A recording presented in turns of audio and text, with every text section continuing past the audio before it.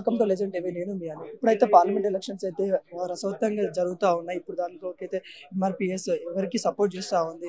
మరి సార్ కూడా మందకృష్ణ సార్ కూడా వరంగల్కి ఎంపీ పోటీ చేస్తున్న అని అవి కూడా వచ్చాయి. మరి సార్తోనైతే మాట్లాడాము.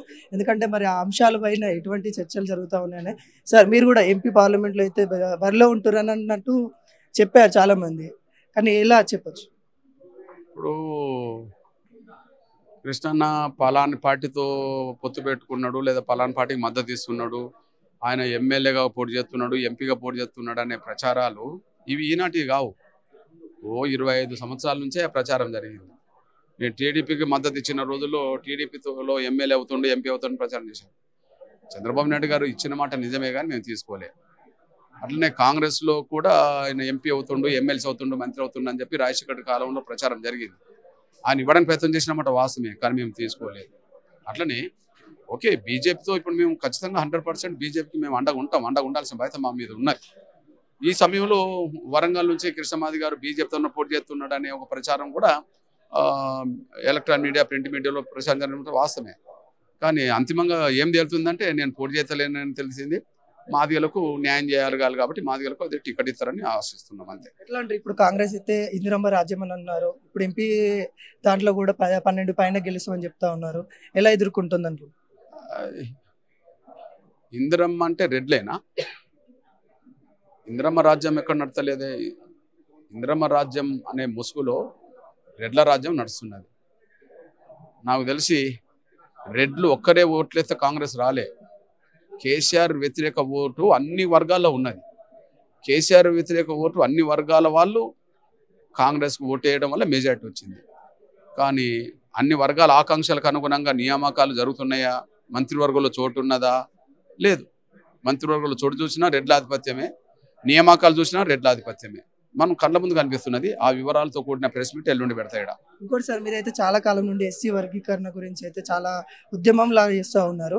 ఎలా ఉంది ఇప్పుడు బీజేపీతో సాధ్యమవుతుంది అంటారు?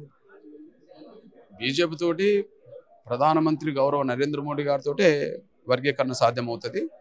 అదే సమయంలో ఇప్పుడు సుప్రీంకోర్టులో కేసు విచారణ జరిగి రిజర్వ్డ్ ఉన్నది కాబట్టి జడ్జిమెంటు అక్కడ నుంచే మాకు న్యాయం జరుగుతుందని ఆశిస్తున్నాం. ఏదైనా కేంద్ర ప్రభుత్వ సహకారం, గౌరవ నరేంద్ర మోడీ గారి మద్దతు మాకున్నది.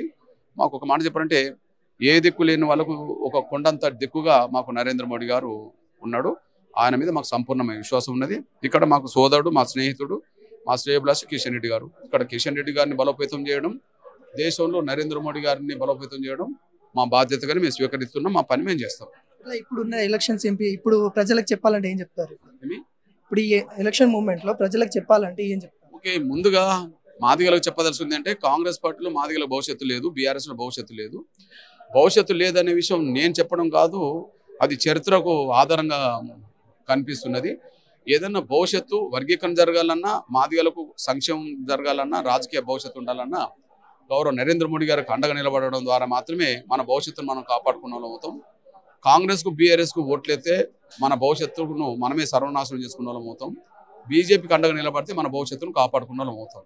ఈ విషయాన్ని మా ప్రజలకు చెప్తాం, ఆధారాలు చూపెడతాం. కాబట్టి మా ప్రజలను చైతన్యం చేసి బీజేపీకి ఓటేసే విధంగా మా ప్రయత్నం మేము చేస్తాం.